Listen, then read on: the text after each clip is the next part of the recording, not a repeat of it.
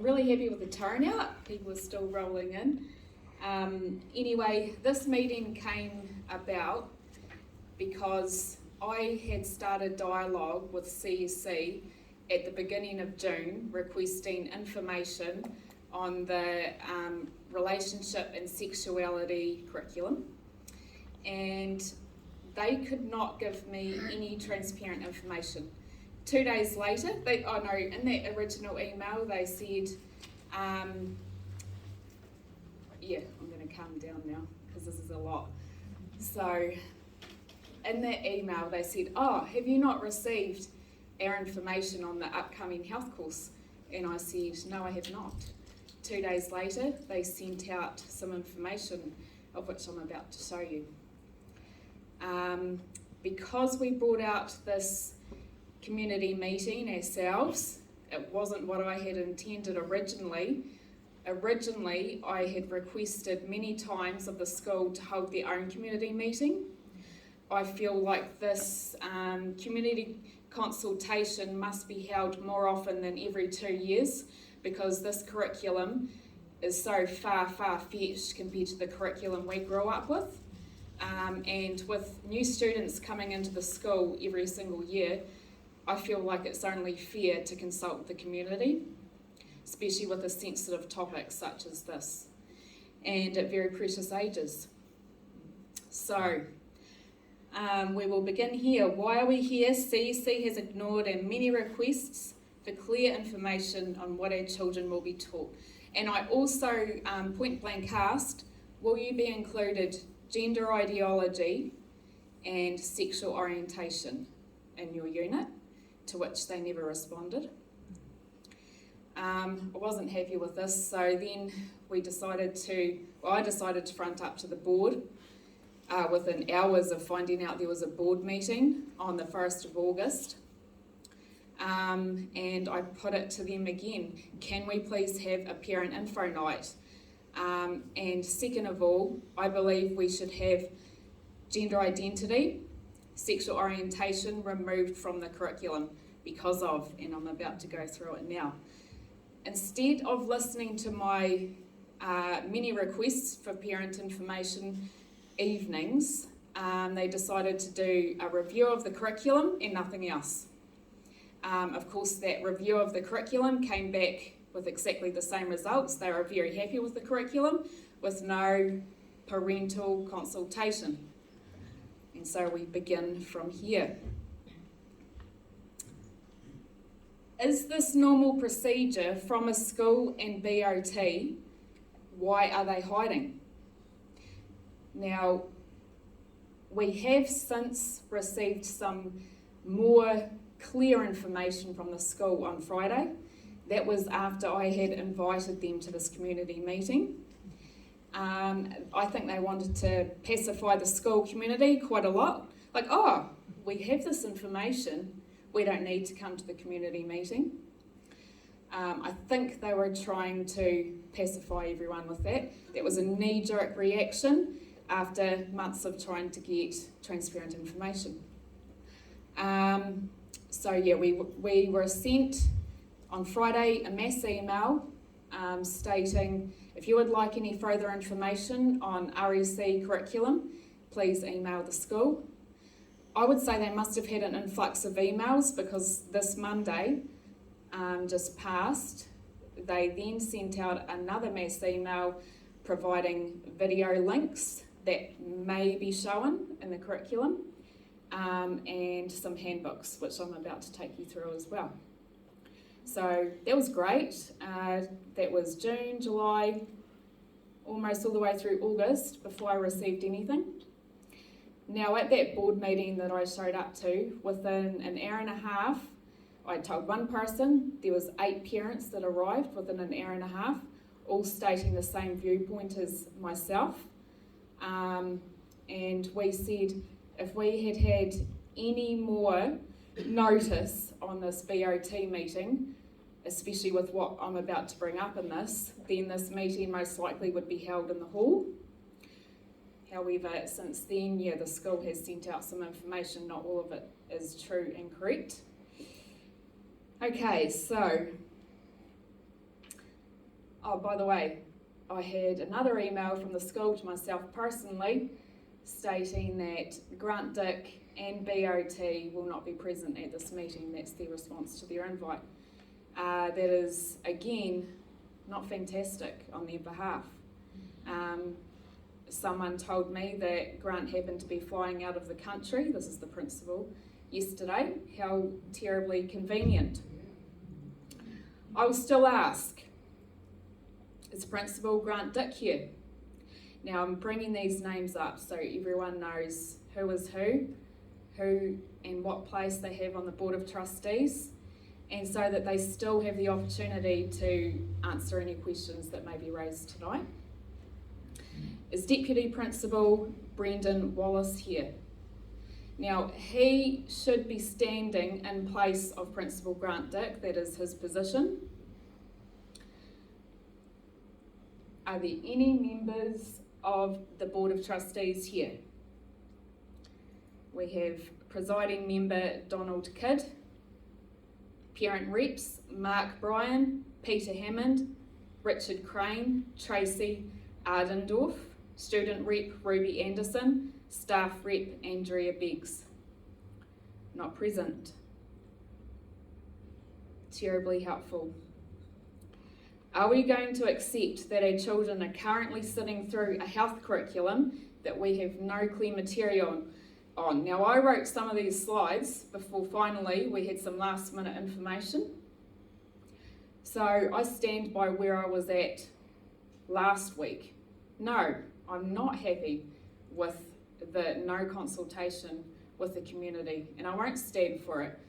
I'm a parent at CSC. By the way, I'm Rachel Jackson. I forgot to introduce myself. I'm a bit fired up about it, to be fair. I have 2 children currently in Year 10 at CSC, and my children are my everything, just like everyone else's children are their everything, and so you will move mountains to make sure they get the best in every step they make in life. This is why we're moving forward with this.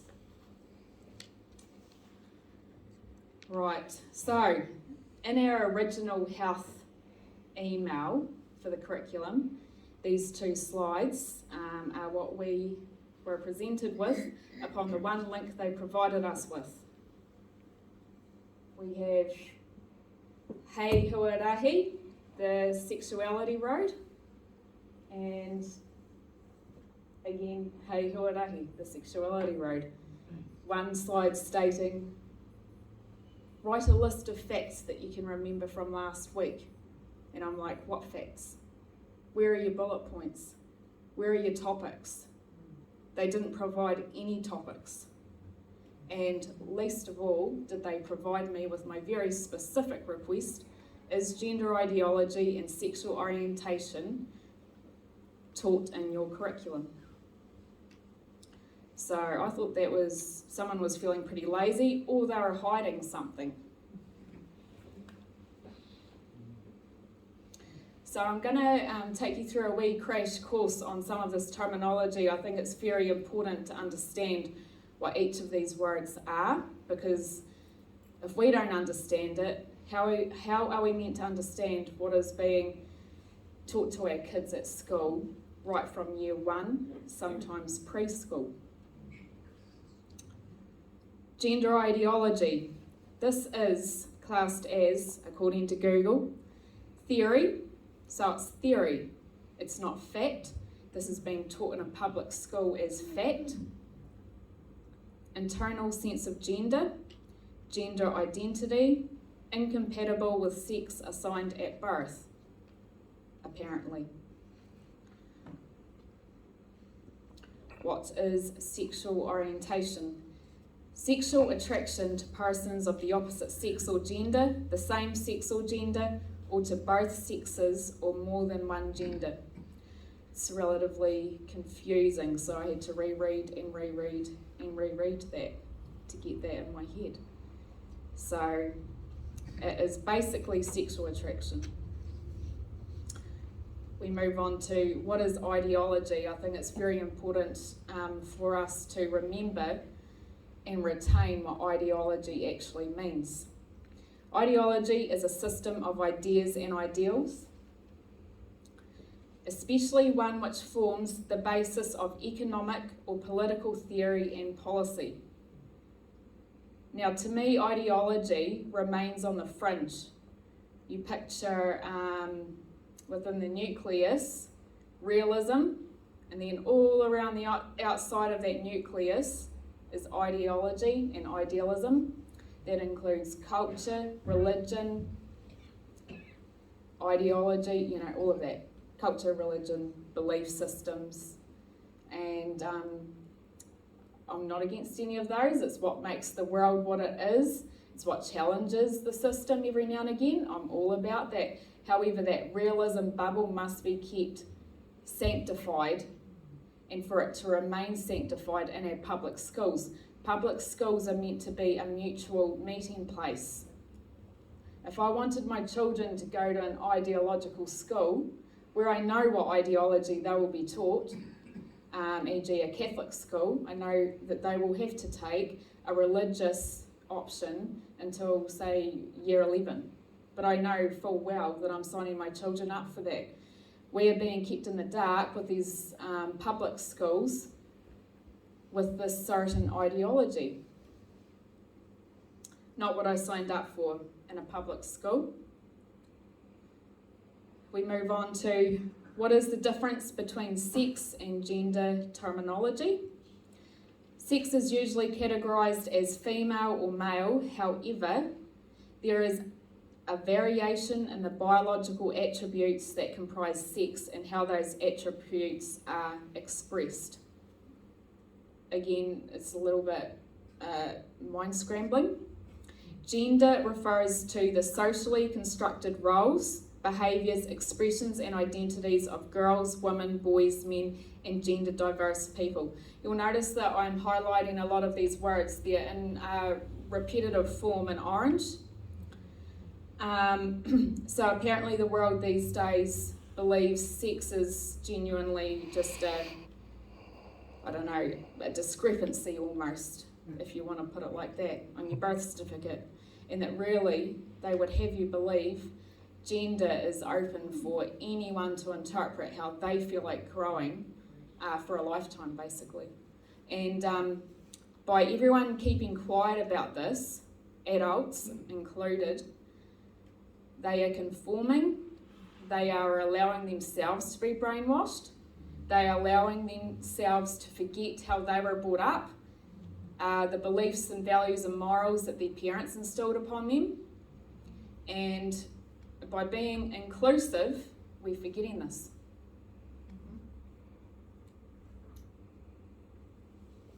According to the emails sent out to all of CSC this week, curriculum started 5 weeks ago, your school has chosen to use family planning's resource, Navigating the Journey. Relationships and sexuality education to assist with their delivery of a comprehensive, age-appropriate, let's not forget, RSE program. So I clicked on that one, and this is what we're provided with. Now, we can't read it from up there, so I've taken the liberty to hone in on one particular column, which states, who am I, in the second column. So I'll flick through. That's what I care about, the who am I column. So it goes through the year groups. If your kids are in primary school, intermediate, high school, I highly recommend you ask them if they are using this resource in particular, because I've tried to be what I thought was thorough by asking all 3 of my children's schools. Are my children being taught gender identity, sexual orientation? Very easy for them to say no. Oh no, not at this age. However, you need to ask them a very pointed question. Are you using this resource? Family planning resource, Navigating the Journey, and see if they can squirm their way out of that one. So, who am I? Year 1 to 2. Personal identity, diverse family structures, gender roles, personal strengths, similarities and differences. So they're starting from the ground up.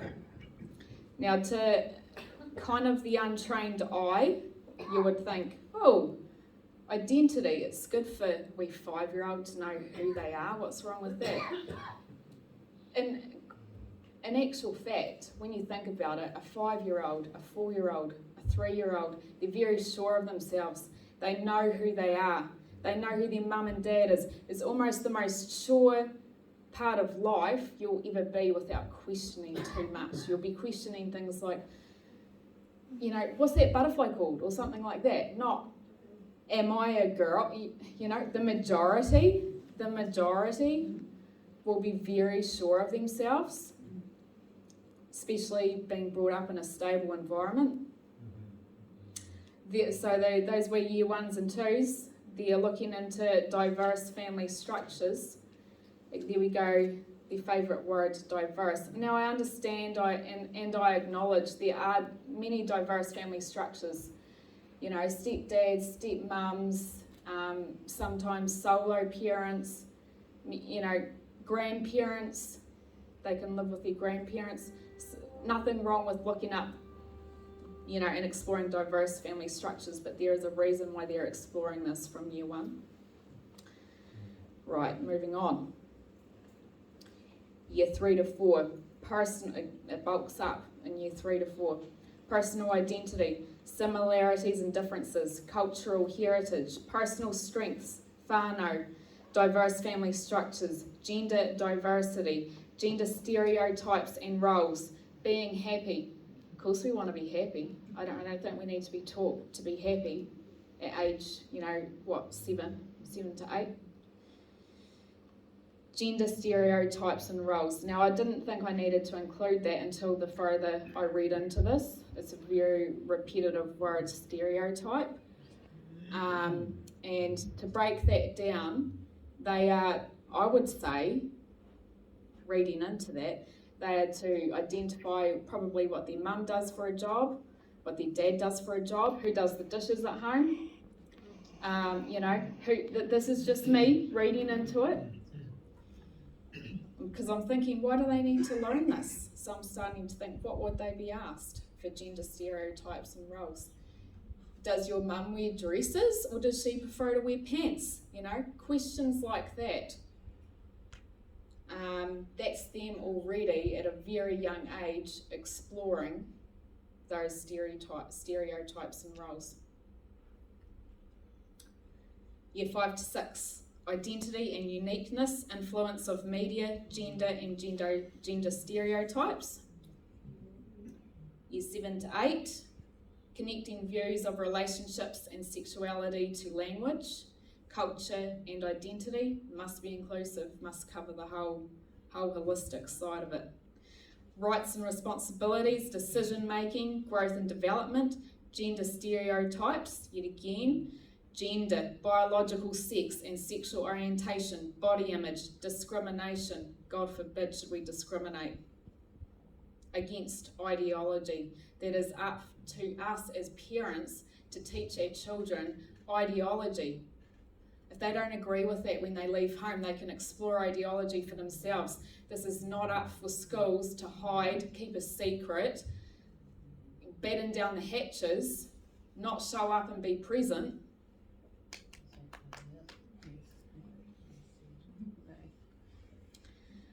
Year 7 and 8 still continues. Inclusion and diversity, sexuality in the media. Of course, they love preaching that one. The media. We all know there's lots of diversity happening on the media. They're taught. Look at that media. Look how inclusive they are. Relationships, roles again, and behaviours. Respect for self and others. I'm all about respect. We can teach respect without, being a bystander. And by the way, I've probably pulled that word from somewhere else, but we can teach respect without touching on such divisive ideology to these young children. Year 9, challenging stereotypes. Yet again, we must challenge those stereotypes. Challenge them hard. That's what they're teaching them. Gender and sexual identity. What is this? They'll be teaching this to year 9s. Inclusion and diversity, body image, gender in the media. Yet again, everyone look to see what genders are happening in the media. Year 10, gender and sexual identity, sexual orientation, challenging negative messages, discrimination and gender stereotypes. Challenge those stereotypes. Being an active bystander. Now, they will be reproaching this being an active bystander, because remember, you must stand up for the minorities. You mustn't have your own opinion. You mustn't have your own mind. You must act accordingly to what the school teaches as kind and inclusive. You must not think with your own mind. That's how I read that. Gender in the media, appreciating diversity. Wow, that was fun, wasn't it? So, what's the difference between sexual identity and sexual orientation? Sexual identity, a conception of oneself referring to actual sexual acts performed by the individual to opposite, same, or both sexes / genders, can't forget genders. Sexual orientation, an enduring pattern of romantic sexual attraction to the opposite, same, the rest. Now, to kind of, make that more simple, sexual identity, that's actual sexual acts or thinking about sexual acts. So that's almost like acting on. Sexual orientation is apparently the romantic side of it. So not actually talking about sexual acts, but someone you may be attracted to. Sorry, Year 9's covered sexual identity, and Year 10's covered sexual identity and sexual orientation. Well, that's lovely to know, isn't it? 5 weeks later. Helpful. Repetition words and phrases. So these are my orange words. I don't need to read all of those out again. It's up there for everyone to see. I'm going to put them with their years now. This is how the brainwashing begins, with these words.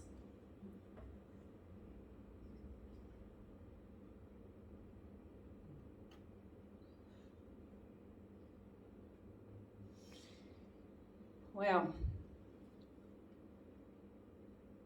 Scrolling on through.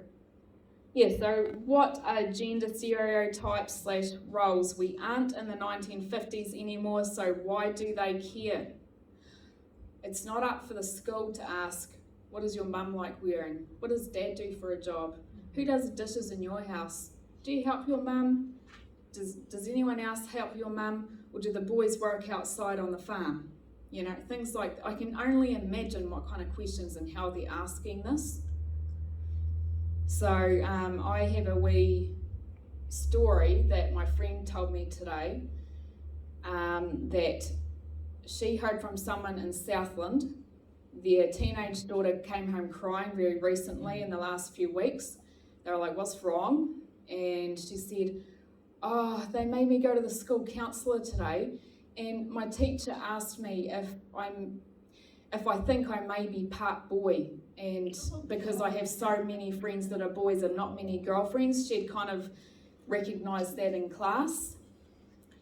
So they made me go see the student counsellor, and unbelievable. This stuff is dangerous. It's playing out in plain sight. So then, as part of that link of information we were sent as a school community on Monday, down the bottom of it, they had family planning's open and honest workbook to do at home. I was like, fine, I better read it. Right, next one. Here goes some main points. Best to start talking to children when they are very young. These are exact words from the book. I'm not making it up. Bring sexuality chats into everyday life. Don't wait for young people to ask questions about sexuality. Initiate conversations, e.g., when changing babies' nappies, talk about genitals and the differences between boys and girls. Seriously? Encourage discussion casually and relatively often. Don't forget that, relatively often. Don't wait for them to ask. And very young. Sexual orientation happens to be biologically determined, apparently. They forget to mention environmental influences can have a part to play. School being one of them, the main one. Then they provide us with a lovely wee diversity crossword. Crossdresser, heterosexual, lesbian, intersex, homosexual, gay, asexual, bisexual, whawhawhine, taka, tā, pui, sex change, homophobia, transsexual. How delightful. What is the difference between grooming and brainwashing? Someone told me not to use this word because it's a scary word, but I don't care, it's exactly what it is. What is the difference between grooming and brainwashing? Grooming actually is the brainwashing, psychological manipulation of a child. Grooming does not lead to a crime. Grooming is a crime. This is psychological abuse. So I decided to look up good old Ministry of Education just to see, just for confirmation really on how the school could have gone about this a lot more thoroughly, probably not make me as grumpy, and they probably wouldn't have received as many emails if they had actually followed some of these guidelines. Just give me some trust. I'm used to being friends of my children's schools.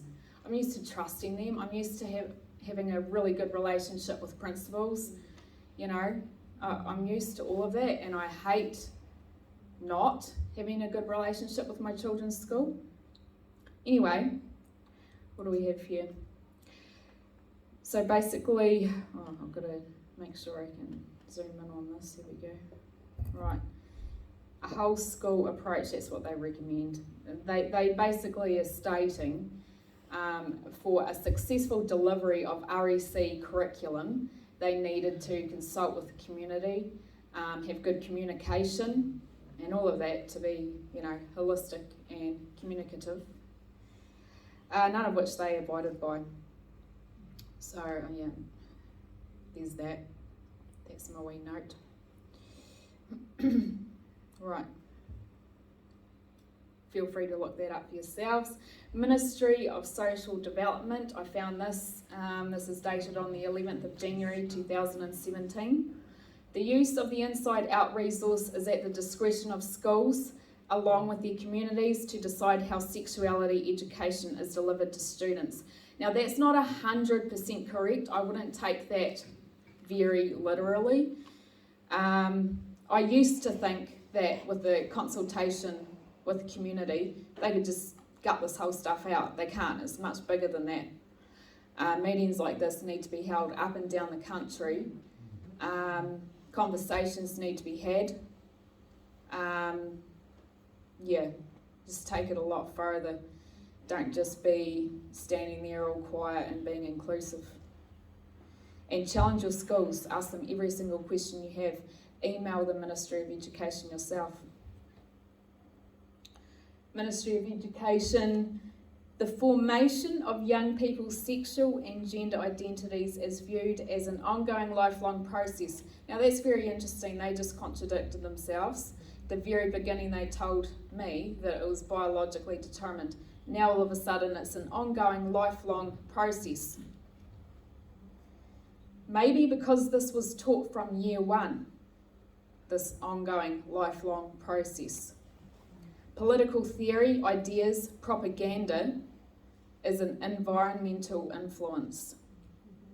Let's just remind ourselves what propaganda is. Information of a biased, misleading nature used to promote a political cause or a point of view. So there you go, right in plain sight, promoting your own political cause. I will be showing that video in a tick. So yeah, I basically just told you where to from now. Email the school, create an open dialogue, email Ministry of Education.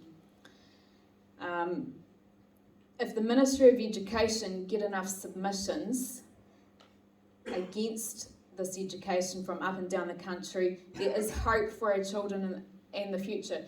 There's a big reason why I haven't pulled my children out of school. Number one, I love my house to myself, but number two, that's number two. Number one, I want to be a part of the conversation.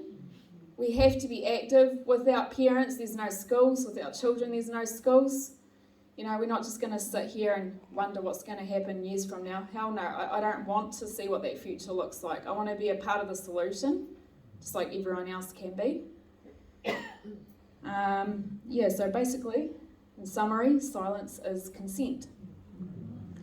So we've got as part of that email that they sent to the school, they lied about one video. Underneath gender identity link, they put a sexual orientation video, which is something completely different. Now we all know the difference, it's very different. And luckily, my daughter and my son both walked out of class and along with some other people. So students are walking. Right now, they still have their own heads on their shoulders.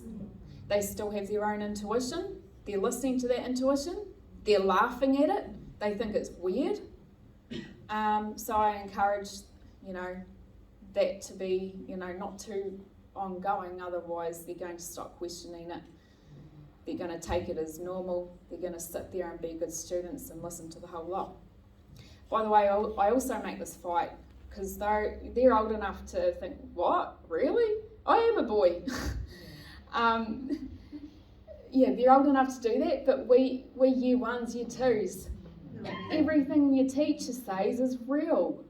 Like, I do this for them as well. But I think that's about everything.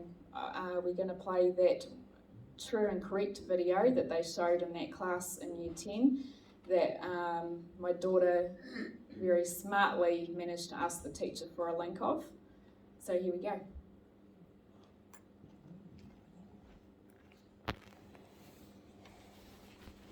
Man, he, him. Woman, she, her. Non-binary, they, them. Trans man, he, him.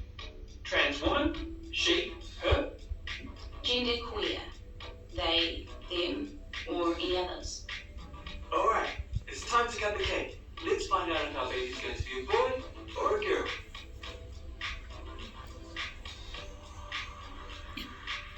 I don't know what this colour means.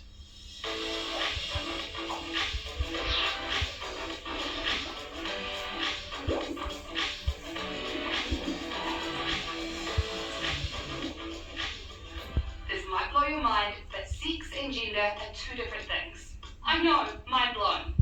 Your sex is what your doctor assigned you at birth. So, male, female, or intersex. Your gender is how you identify. So, man, woman, or another term, like genderqueer or non-binary. A good way to remember it is that sex is what's between your legs and gender is what's in your head and your heart. A lot of forms ask you to tick what your gender is. Most of the time, they look like this, but really, they should look like this. Before a baby is born, half of what anyone talks about is whether it's going to be a boy or a girl. But just like sexual orientation, gender is a spectrum. It's not as simple as pink or blue. A spectrum is like a line. So, woman, non-binary, man. And they're all somewhere along the same line. You might be born with a sex that doesn't match your gender, or you could be born intersex. Around 1 in 2,000 people are intersex, which can mean a variety of things. But basically it means that their reproductive and sexual anatomy may not fit with the typical definitions of male and female. Our world is constantly sending us messaging about the gender binary and telling us that men are a certain way and women are a certain way, and just reinforcing that there are these two categories that human beings exist within. But the reality, of course, is that individuals are completely dynamic, different from each other, and gender identity exists on a spectrum, and people can be anywhere in between or on either end, from male to female. It can be pretty hard to work out your gender identity in a world where as soon as a baby girl's born, she gets like 10 dolls and a big pink wardrobe. Our ideas about gender are set at such a young age that it can feel pretty overwhelming. If you feel like you don't fully identify with the gender that you've been assigned, you can always reach out to places like Rainbow Youth, your GP, maybe even a school counsellor. I have had friends who have felt really trapped by gender norms or gender stereotypes and felt like they couldn't be themselves freely or explore parts of themselves. The great thing for those friends was when they found spaces where they were safe to do that, whether that was in a theatre class or a bunch of friends or a community, so they had an outlet for that and could go at their own pace. With my daughter, if she wants to be a girl, she can be a girl. If she wants to go up to be a boy, she can be a boy. If she wants to be like a shark, like I'm sure she is, I can figure something out. But if she grows up and wants to listen to Nick Jonas, then she's got to find a different place to live. We're going to teach you some terms to learn, and the first one is cisgender. Cisgender refers to someone whose assigned sex matches their gender identity. So if when you were born, the doctor was like, it's a boy, and you're like, yeah, nailed it, I am a boy, then you are cisgender. On the other hand, if you're born female and you feel like a girl, you're also cisgender. The term cisgender is good because it stops people from using the term normal, which can make people of other gender identities feel Another gender identity is transgender, meaning your gender identity, what's in your head You've already had enough, or do you want to watch some more thing? you were assigned at. Done? A Done? trans man may Keep it prefer going? he, him pronouns, which means how they refer to themselves or how other people refer to them. A trans woman identifies as female. They probably prefer the pronouns she, her. If you're unsure what pronouns to use, just ask. It's better to be informed than to take a stab in the dark. But wait, there's more. Genderqueer, non-binary, and gender fluid might refer to people who don't feel like they're one or another gender. They might prefer the pronouns they or them. But again, the best thing to do is ask.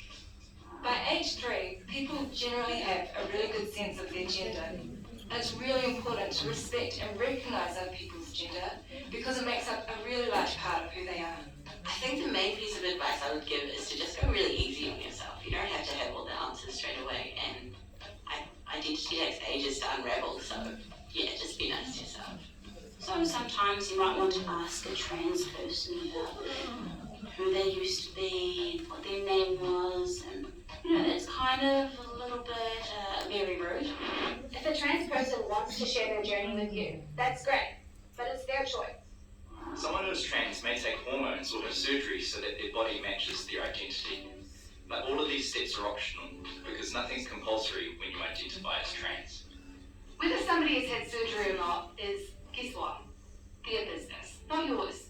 Nobody's asking you what's in your pants, so don't ask them what's in theirs. So I think I was about 14 when I first started kind of playing around with my gender. Obviously there's been moments in my life before then that have been kind of not strictly male or female, and I felt quite comfortable flipping between the two. But I think it was when I kind of hit school and worked out that girls do this and boys do that, and it started not working for me.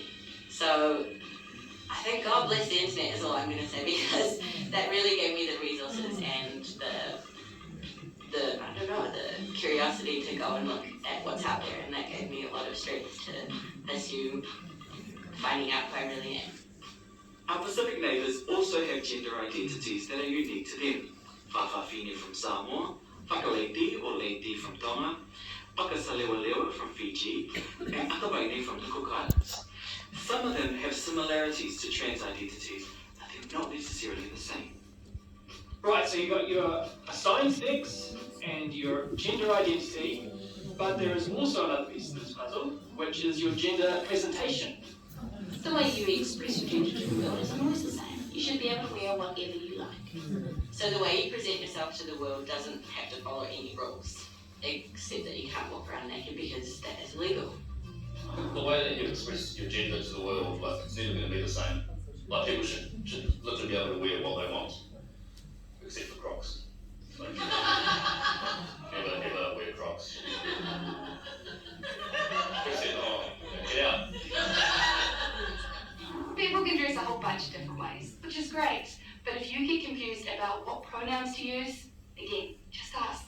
Trans people experience some of the worst abuse from society, and this is motivated by transphobia.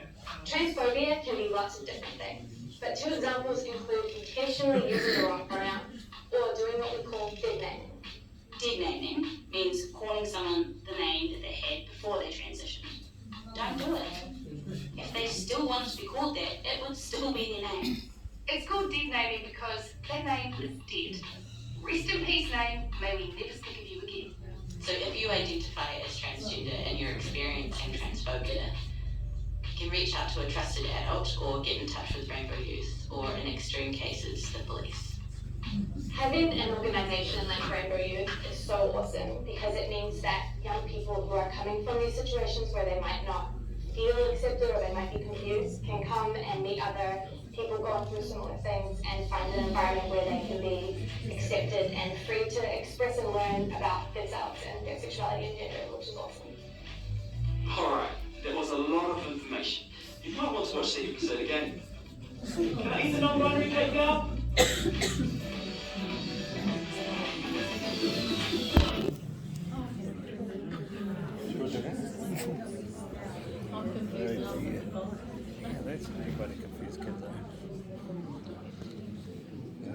See how much explaining they had to do?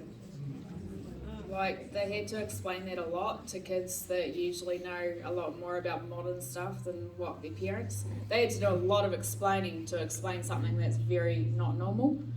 And it is a small minority, not majority, does not need to be taught to the majority.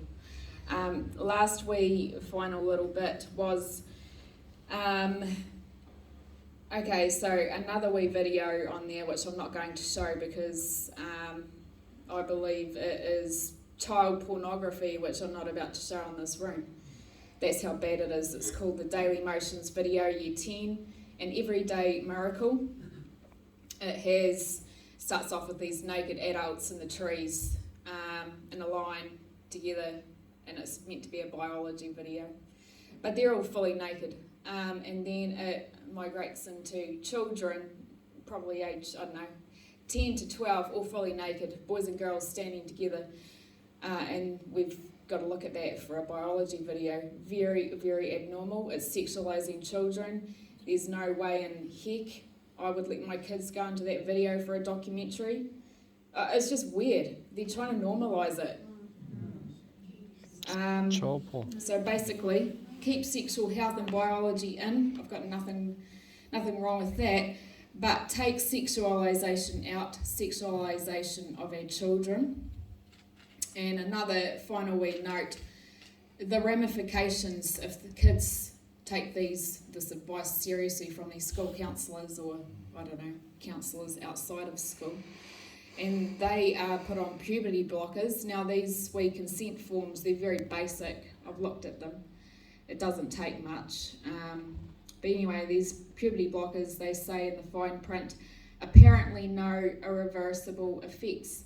It does not state that they may never be able to have children one day, which is the truth. They've screwed their reproduction system up. There are most definitely irreversible effects. I don't have to say much more on that, but that's how dangerous it is, and that's how much this generation is getting changed with this curriculum. Before I leave, I'm going to say a quick thank you to Chris Herod, Margaret Herod, Janine Crystal, Dave Dyack, all very, very helpful in creating these flyers, creating this meeting, and a lot of helpful volunteers putting time out into distributing these flyers where rural delivery could not. So thank you very much. But I'm going to pass you on to Dave Dyack. He's got a few words to say.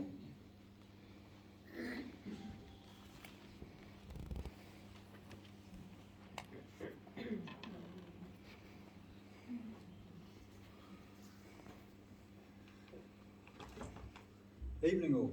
Who was confused by that video? Well, yeah, that too, but confused, and I mean, why are we doing this to our children? I mean, when I last had a shower, it was pretty clear who I was, and I believe I'm still that same person. The talk about, being able to change, on spur of the moment by the look of it. It's just crazy. Really We're crazy. not doing it, the world's run by paedophiles. They want us to be acceptable. Right, everybody, I'm not quite as technically savvy as Rachel, and I'd really like to thank Rachel for her presentation. I found it really...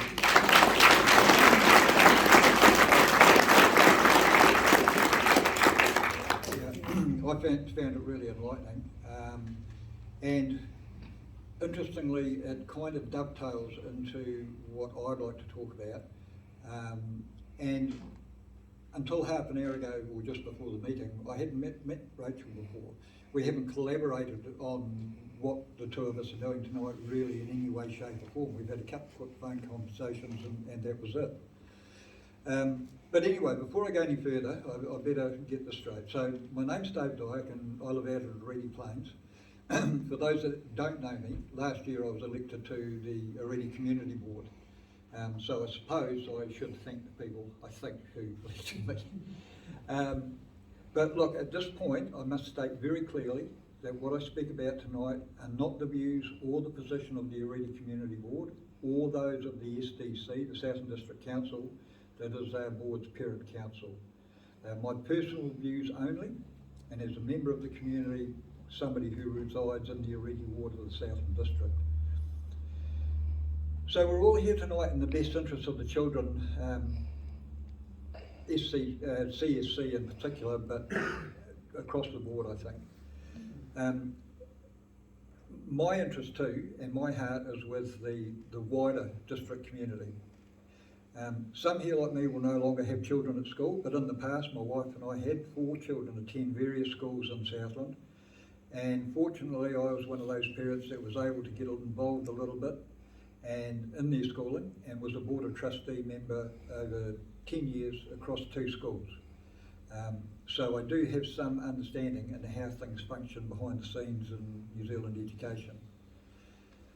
There are there's about 4 key words that I will use tonight during this talk. And those words are community, well-being, division, and politics. Now, politics, you might be thinking, what's this meeting got to do with politics? Well, please hear me out, and I hope you'll understand, but let me start with community, well-being, and division, which, as you will see, I think leads directly to politics. A community can be different things in different circumstances, and with this issue there are really 2 communities involved.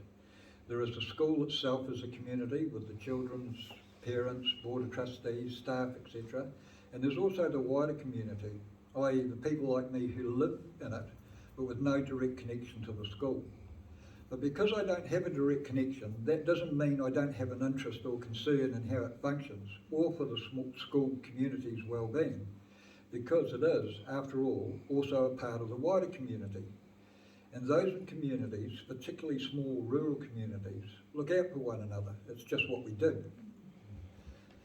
As a person who cares for my community, which was really the reason I stood for election last year, I stood because I became incredibly concerned at the direction we as a wider community and the country were heading. And no one I knew or talked to about it seemed to know how to, or in some cases even wanted to stop the slide into a divided country that was becoming more and more apparent to me. So I asked myself a couple of questions. What is the cause of this division, and what could I do about it? And all the problems I considered led back to one common cause, and that was central government. I'm going to list off a few and you'll see how it comes together. Firstly, there's racial division, which is predominantly driven through co-governance legislation. In particular, there's 3 waters, the Resource Management Act, Maori wards and councils, and the flood of Maori language being forced onto the population on TV, road signs, government departments, websites and official documents. You have the council versus ratepayers situation, which is again partly to do with 3 waters and the RMA and environmental regulations and such things as iwi appointed council committee members with full voting rights, which is due to central government legislation. You have a vaccinated and unvaccinated. You have mandate legislation. You have things like dog and your neighbour. Think about that. Really think about it. You have rural and farmers, and farmers versus urban, which is largely due to things like emissions legislation. You have the transgender, the straight versus the straight, and you have things like men and women's sports, changing in restrooms, and hate speech legislation and policies. You have parents in schools, education policies, curriculum, rewriting New Zealand's history. And more recently, and some of you would have picked up on this, or it has been going for over a year, you could say adults and youth, and that division is being driven by 16-year-olds being allowed to vote. So that's not a comprehensive full list by any means, but there is, you get the drift. It's about creating division across the board.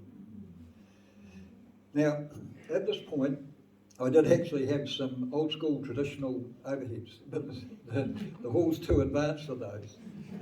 So unfortunately, I'll have to try and speak through it a little bit. But I want to talk about a couple of things quickly, and it ties in very closely to what Rachel was presenting up there.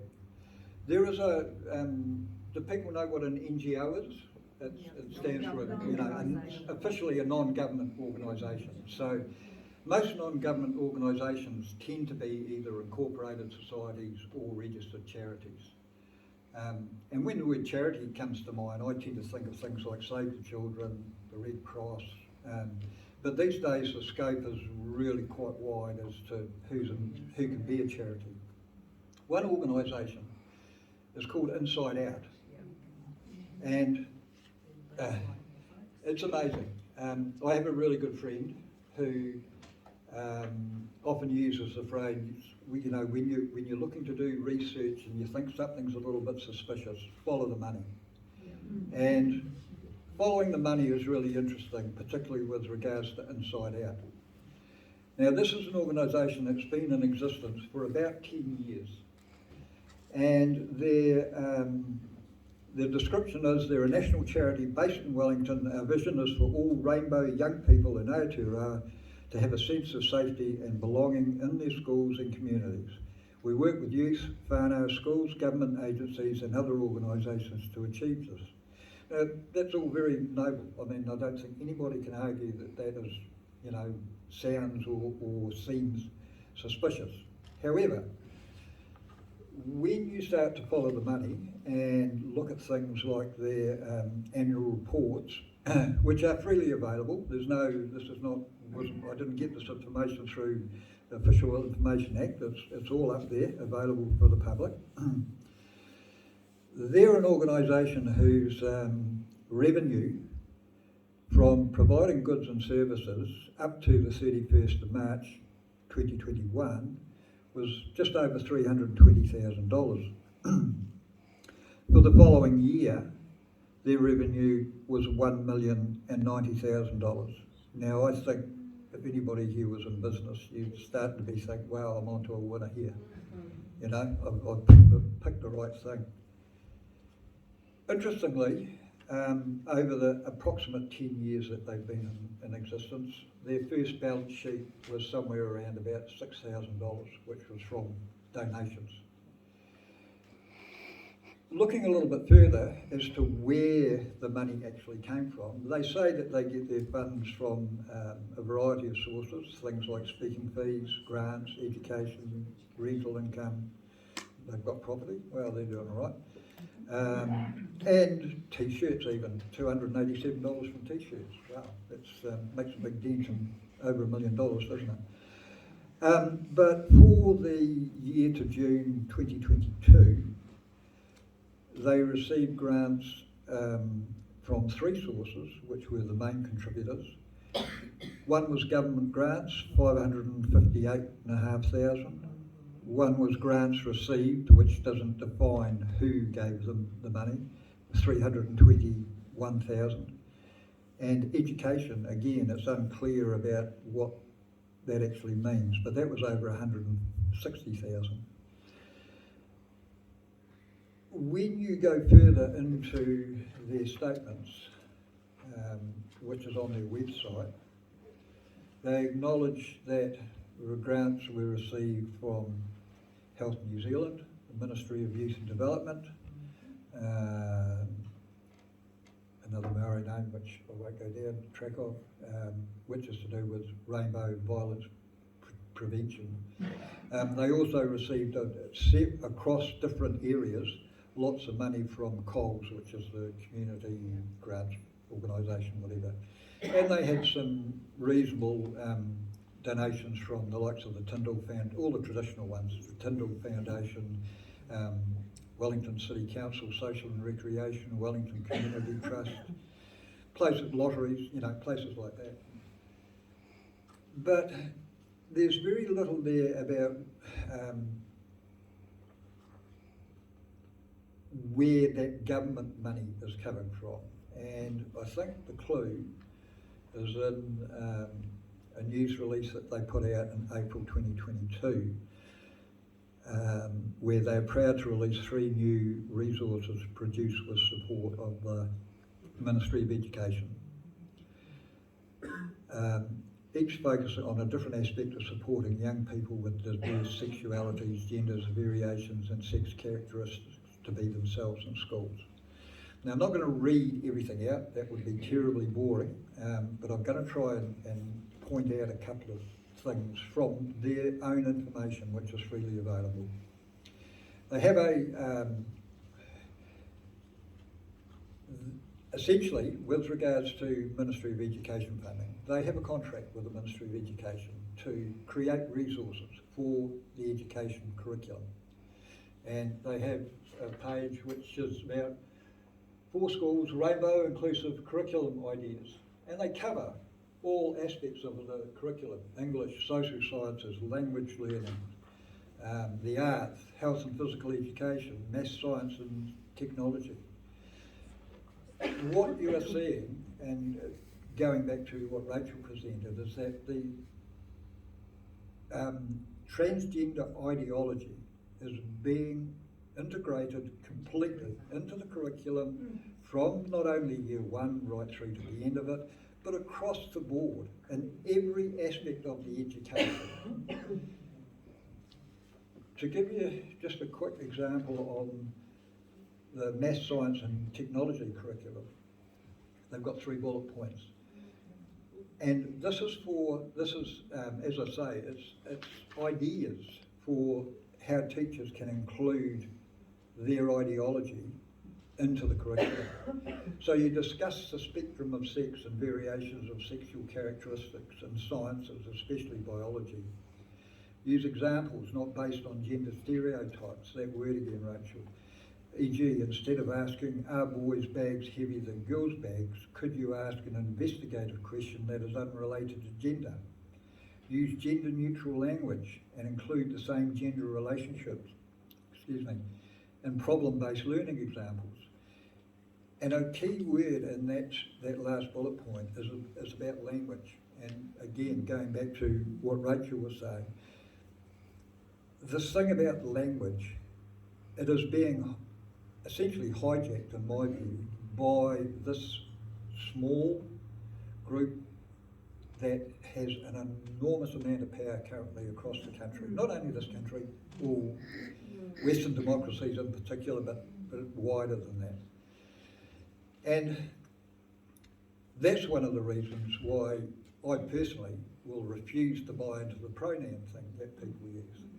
To me, you are what you present to me.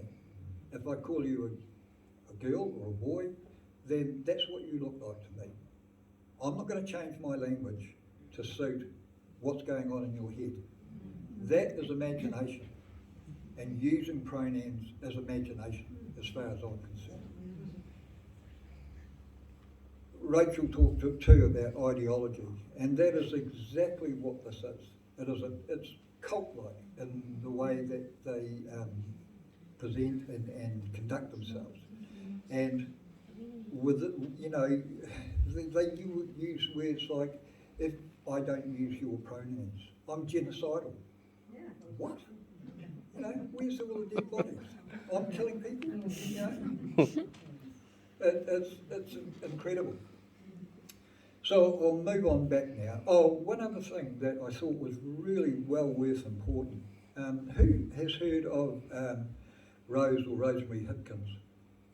Anybody know who she might be? Yeah, that's right. Yeah, that's right. Now, interestingly, Chris's mum is quite highly placed within education in New Zealand. In fact, just let me find my page. Where is it? Oh, okay, it's on that.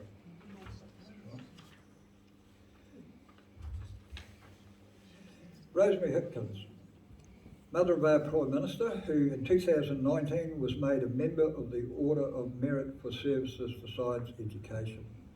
That's, you know, one of those odd coincidences. 2019, her son's been, you know, deputy leader of the party since, I think pretty much the beginning. 2 years later, you know, mum gets a gong. So they reckon nepotism and, you know, New Zealand's a corruption-free country, but I mean, you see stuff like that, you've got to think. Yeah, you really do have to think. Anyway, she is a chief researcher at the New Zealand Council for Educational Research. She has a strong interest in the complex space at the intersection of curriculum and assessment practices. Now, there's a bit of an article that was written by a teacher of philosophy at Otago University, and I'd like to grab some snippets of that. So, he says he's been closely following the debate regarding the refreshed science curriculum in New Zealand schools. What interests me is the understanding of science that underlies the new curriculum. It is not clearly expressed in what I've seen of the Ministry's proposals, but one of the most vigorous advocates of the new curriculum is Rose Hipkins, the mother of our Prime Minister. So he has turned to her writings, particularly her 2006 PhD thesis. And her thesis is very similar to the program that is being proposed by the Ministry of Education. So, you know, go figure. He says, Rose Hipkins appears to believe that the teaching of science should have a political dimension. Political dimension? Hipkins argues that the science teaching should begin with matters of concern rather than matters of fact. The four subject areas of the proposed new curriculum, earth science, biodiversity, the food, energy, water nexus, and infectious diseases. Infectious diseases?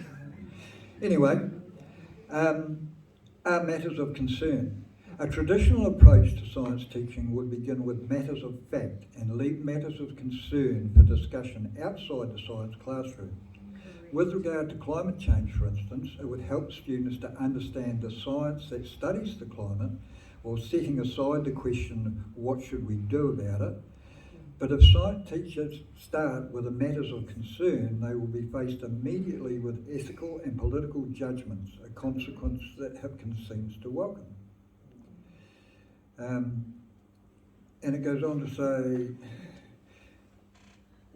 she suggests, for instance, that the learning of science should give rise to political action. And this is in schools here we're talking about, not universities, in schools. As she writes, it's not what can be tested by an exam, but what students do in the world that is the ultimate test of their learning. And I mean, we have kids that are, at the moment, leaving school without NCEA level 1, many of them, never mind level 2, level 3. You would surely be, rather than worrying about political activism for school kids, you would be thinking about getting the basics done right. You know, the old 3 R's. They've got most of us to the, you know, the ages that we are now. He goes on to say, what really worries me is that teachers could, in principle, do in high school what I do at university. They could present students with a variety of views about the nature of science, but school students would barely have time to learn the basic principles of science without grappling with the difficult philosophical questions that most science teachers are not trained to deal with. And he finishes his last sentences, in calculating controversial views in ways that do not allow them to be discussed as indoctrination, not education. So that's my little bit on those two. And I think too, just jumping very quickly back to Inside Out, what I kind of came across a question pretty much on the way down here, and I was thinking, what NGOs are there out there that are actually tasked with writing curriculum for schools? And I couldn't actually come up with any other than this. And why is it that this particular one has been chosen to, and I don't believe that they have a lot of, doctors or academics or whatever on their staff. They are just a bunch of people with some rather strange ideas.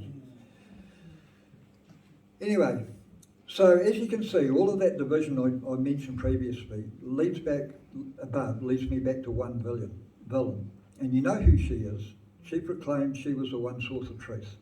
And her gang in the Beehive had led this country through their legislation to the state that it is in now. In a word, poked. For those of you that are starting to think this might not be all just a coincidence, then let me assure you that it is not. It is a political strategy thought out and planned over many years and implemented when New Zealand was at its most vulnerable during a pandemic and when a government was in a majority position whereby they could pass legislation, any legislation it chose, even if the people of New Zealand opposed it. And one very clear example of that is the work that Groundswell did with their opposition to Three Waters, nearly 100,000 signatures on the petition, and it was ignored in its entirety. There have been a number of other petitions that have gone to Parliament too, with quite significant numbers of signatures, and the same has happened to all of those as well.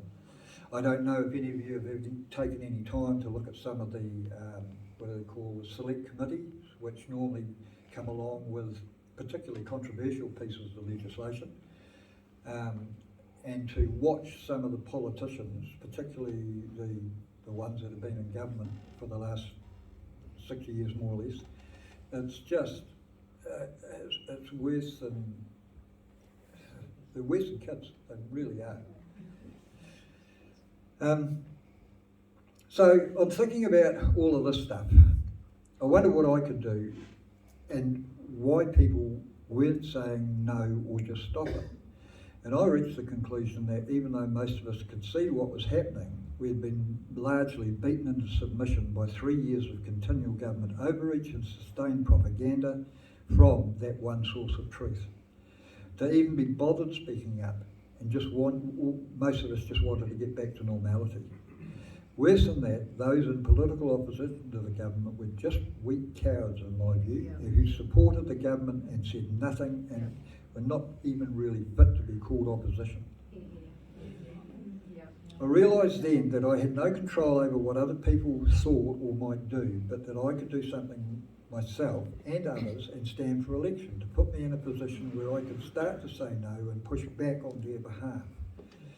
Start saying no to the endless bullshit that the Beehive was pushing down the line onto all us Kiwis, and to take our community's voice to the Aridi Community Board and through them the Southern District Council. That has proven to be somewhat frustrating. And the reason is that even within local government, you are fighting against an agenda that is being imposed by central government onto local councils and community boards who, in my opinion, appear to have mostly ambivalent workforce, by that I mean the councils, who either just go with the flow, and some who even appear to actively endorse and promote central government agenda. And in addition to that, we have elected representatives, many of whom simply cannot or willingly choose not to see the bigger picture and therefore do not question, oppose or fight back.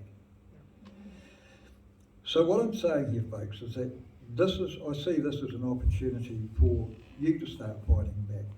Stand up for what you know to be right. It's okay to have a different opinion to the narrative being driven by central government. It's okay to say no, that you do not believe there are more than two sexes, and don't indoctrinate my kids with that ideology. It's okay to tell your school to let your kids be kids, and there is no need for them to teach sexual intimacies to 13-year-olds or younger. You just have to get motivated and use your voice. There are a whole lot more people on your side than you might think. So I suggest write or email Joseph Mooney, MP, about the adult level curriculum being taught to your children. Email to the Ministry of Ed your concerns as well. Email to your council that you will not accept the lie that is gender ideology being indoctrinated into your children through a compromised curriculum, or by allowing biological men into safe women and children's spaces. Tell them there is a problem and that they need to take notice. If you're like me, then tell the SDC that you do not care what people do in their own homes, but that you do not want them promoting gender ideology by their acceptance and allowing the use of pronouns on staff correspondence. Or that you do not want the promotion of gender ideology in SDC libraries, and particularly in children's spaces. And that is an issue. It's happening around the country and in other areas. We have been fortunate. It is starting to intrude into the Invercargill City libraries. We've been relatively lucky so far. To the point where we did have somebody at our community board meeting speaking who was allowed permission to speak on Monday, who brought up that very issue and has asked for the SDC policies on their libraries and what material they are purchasing for display. So speak up while you still can, and in any way you can before that right is taken from you. A little bit more. It is really too important here that I think Central Southern College is being used. As I explained earlier, they are not the real villains in this piece. CSC is just the messenger. All schools in New Zealand are being used to promote an ideology imposed on them by the Ministry of Education at the direction of central government. Work with the college and the Board of Trustees to reach a reasonable outcome. But be very clear about your expectations and do it together as a community. Most importantly, do not bloody give up. Insist that you are informed on any curriculum content and changes to it. And don't expect this battle to go away if the government changes in October, because all 5 parties currently in the beehive are in lockstep with trans ideology and the updated curriculum. The politicians say it's all about diversity and inclusion. I say bullshit to that, and that the issue here is about reality, common sense, and letting kids be kids.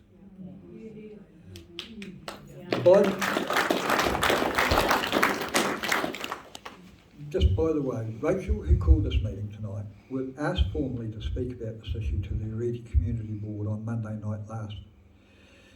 Rachel felt that the issue of concern, it was an issue of concern to the wider community, and that our board should be informed. Why? Because the community board is tasked in legislation with looking out for the well-being of its community and should be aware of such issues. She was denied the right to speak, which as a board member is something I feel deeply ashamed about. All I can add is that the decision to deny her the right to speak was not one voted on by the board, but was a decision of the chairman alone. Is he right? For me, I just shake my head in sadness at that decision and reflect on what has become of democracy in New Zealand today. Make what you will of that decision, and if you feel strongly about it, then voice your concerns. There are plenty of avenues to doing that. So in closing, I'll leave you with an image that I first came across over 30 years ago, a copy of which still hangs in my garage today, and it brings me a smile and often helps in difficult situations like the one being faced with Central Southern College. It also helps in tough times that, like many of us, will be facing in rural New Zealand. It's for you all, but in particular, it's for my good friend and fellow ACB member, Chris. And if you can see that, Chris, please take it on board. Never give up.